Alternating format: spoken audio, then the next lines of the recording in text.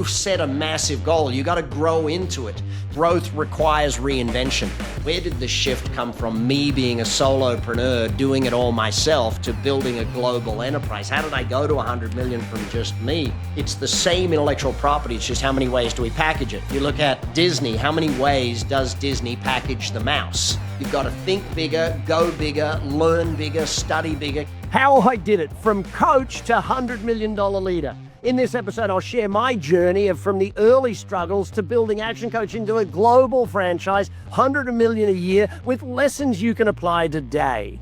So how did I build a $100 million a year company? How did I start from scratch and over the years do now $2.5 billion in sales and build a $100 million a year company? Well, let me go back to, as a young entrepreneur, what I had to learn, because I think this is an important aspect, is that you're not born a $100 million entrepreneur or a $1 billion a year entrepreneur. You're born into whatever level you're born. And for me, as a young entrepreneur, I had to learn the hustle. So I was learning how to sell. I learned in many different places. I sold advertising for magazines. I worked in, my dad got me summer jobs. One of them was working in a piping factory, working as a landscape groundsman sort of thing. There's so many different things. I had jobs at Kmart where I was the actual announcer of the specials. Now, why do I tell you this? Where you start doesn't matter.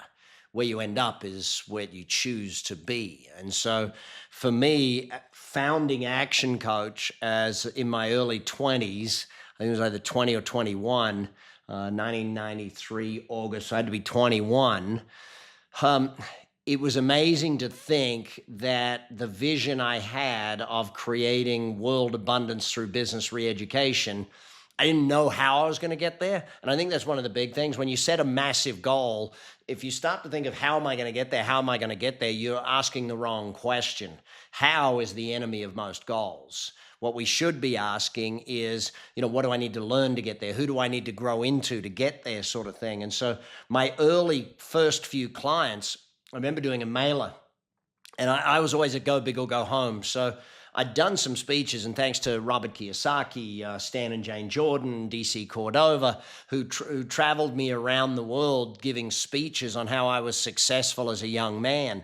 And I remember training and learning with Robert and Keith Cunningham and Bill Sharpoff, some of the early greats, Dolph DeRoos. All of these people were helping me learn how to be a great presenter and build a great business. And so that amount of learning couldn't be replaced. And so that's why I say if you're young or no matter what level you're at, you really need to keep learning. One of my earliest mentors, Paul Dunn, who's still one of my good friends to this day. I had Paul at our 30th birthday as a company. And DC, another one of my early mentors, she was at our 29th birthday as a company. And I think it's important to recognize that those early mentors helped me make a lot less mistakes, I guess, was simply the thing. Having a coach, having a mentor got me there.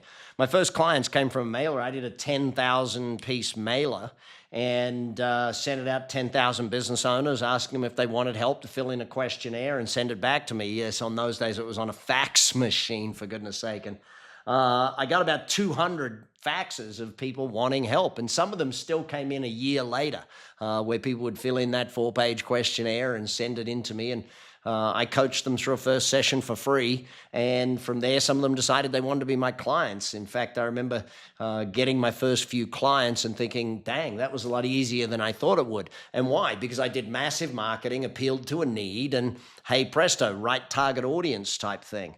Well, where did the big shift come from? Where did the shift come from me being a solopreneur, doing it all myself, to building a global enterprise? How did I go to 100 million from just me? Well, I first of all had to stumble on a business model that worked, okay? So I'd employed a lot of the coaches in the beginning, and one of the things I really worked out was that I just employed competitors for myself. I would train them, teach them how to do it, and they'd go out and compete. It wasn't until I stumbled across, how do I do this in franchising? And Cam, thanks for all your advice on that. I was also partners with Terry and David over at Superior Quilt Company, and we built a great franchise there, which obviously went on to sell. But also in franchising over with Mr. Rentals, another great set of partners in business who went on to build a phenomenal business. I just love having great partners, I guess. There's a lot you can learn from them and with them. But what changed was when I decided to go franchising. And at the time, there weren't any white collar franchises, really. I guess there was one of the tax and probably expense reduction analysts. They were really the only white collar franchises. And so when I did that, it was all about, how have I done this? And I want you to think this through for a second. I'd spent the first 4 or 5 years of business really just documenting and systematizing how I did what I did. Now, because I was teaching it to other people, it made documentation absolutely fundamentally necessary. Building models and artifacts. Remember, Buckminster Fuller said, if you want to be great, you've got to build models and artifacts. Models, like for me, my ABOS, the ActionCOACH Business Operating System, the 6 steps of that, the 5 ways to multiply your business profits, 9 keys to systemization, 6 steps to a winning team. All of these things are part of the models that we created in order for me to teach it to someone else who could then teach it to someone else. Einstein said, if you can't teach it simply enough, you don't know it well enough to be teaching it, sort of thing. And of course, I'm paraphrasing right there. But the shift came when I changed business models, when I went from it being me doing all the work to me building a system where others could deliver what I was delivering.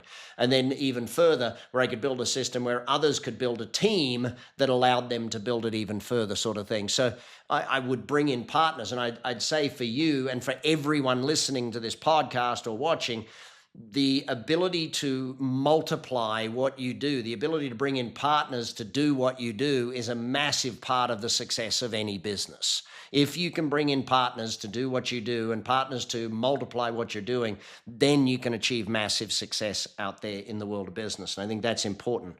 So that was the shift, going from me doing all the work and burning out. Literally, there were 2 years where I did over 200 room nights in hotels, which meant more than 200 flights, etc. It was burnout city. But I went from there to a model that allowed other people to do the work.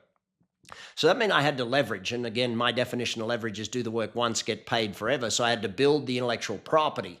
And now we have a look at how do we Disney-fy that. And what I mean by Disney-fication of a business is, how do you sell the same thing multiple ways? And for example, for us, we would sell it in a book, in a podcast. Like, this isn't a sale, it's free, but you know what I mean. And then from a book, it goes to a training program, from a training program to a coaching program, from a coaching program to maybe a franchise, to a master franchise. Like this, it's the same intellectual property. It's just how many ways do we package it? If you look at Disney, how many ways does Disney package the mouse? When they put out a new movie, how many ways do they package the new movie? I remember, my daughters love that movie Frozen, and every time the movie came on and I'd hear that song, Let It Go, and I'd be, I can't let it go. But they sell it so well. Disney's amazing at that stuff. And probably if I look back, I made some mistakes along the way. If I had a chance to do it all over again, I would have done it faster. I would have raised capital and done it with other people's money and other partners, not just bootstrap the whole thing. But I look at my trustability factor. I trusted people with my money too much. And obviously that meant that some other people took some of my money along the way. Now we put systems in place to make sure that there's none of that stuff going on, sort of thing. I held my team back in a lot of ways at certain points with my own beliefs. Like, one of the big beliefs I had early on is that the franchise partner, the owner, could be the only one that could coach the business owner. You needed to be an owner to coach an owner. And what I found out subsequently is that our team members are actually better coaches in a lot of cases than our partners, the owners of the local ActionCOACH location. Why did I? And so my beliefs of, it can't be done that way, it can't be done that way, even though others were showing me, I was holding the company back with different sets of beliefs. So me not having a coach for certain parts of that. Now I have 3 coaches, a business coach, financial coach, and life coach. At the time, not having a coach that held me accountable to those things was a thing. It's crazy. Here I was running a coaching business thinking, okay, I'm the best business coach. I don't need a coach. And it was like, I was the one that needed the coach the most. I think that's where it is. But if I look at some of the practical lessons of this, I think that there's some really simple ones. Number one, start where you are, but don't stay there. Start right now where you're at, but you don't need to stay there. You need to build a plan, set some goals, all that sort of thing. And remember, when you set the goals, the purpose of the goal is to show you what you need to learn. The purpose of the goal isn't for you to ask, how do I do this? Okay, I'm setting this goal. I need to train. Like if you set a goal to run a marathon, you don't think you can run it the next day. You go out and you train and you practice, you get knowledge, you change what you eat, you change, like for business, you'll change your diet, your brain diet sort of thing. These are the things that I had to do to get there. Second thing, make sure you build models that scale past you. Don't just think that you're going to be the one doing it. No, you got to build models, artifacts that will scale well after you're gone. And so the business can outgrow you. For you to be $100 million entrepreneur, you got to build systems. You got to build executable systems that people can follow. And that's a big part of it. I had to learn that. And I know it held me back by not doing it earlier. Next thing, I've been in business now with ActionCOACH for 32 years. Growth requires reinvention. For you to really grow, for your business to really grow, you got to reinvent. And I'm finding it used to be every 5 to 7 years. Now I'm finding we need to reinvent consistently, persistently. A lot of people, when like the pandemic hit, they were pushed into reinvention rather than being at the forefront of reinvention. I like to think of us as being at the forefront of reinvention rather than waiting until reinvention is necessary and being forced to reinvent by a competitor or the market or customers or market forces, if that's another way to put it. So ultimately, I'm a kid from Brisbane, Australia. If I can do it, I went to Sunnybank State High School, Queensland University of Technology. Nothing amazing other than I dedicated myself to learning and growing. I dedicated myself to growing into my goals. If you set a massive goal, you got to grow into it. You've got to learn, you got to study, you got to become the person that would make that goal a reality.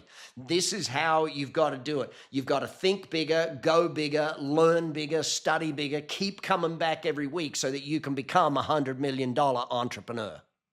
Thanks for joining me on the $100 Million Podcast. If you've got value from today's episode, make sure you've subscribed and share this with all of your friends. Never miss a strategy that could change your business and your life. And remember, the fastest way to scale is to learn from those who've done it. That's what this show is all about. See you on the next episode.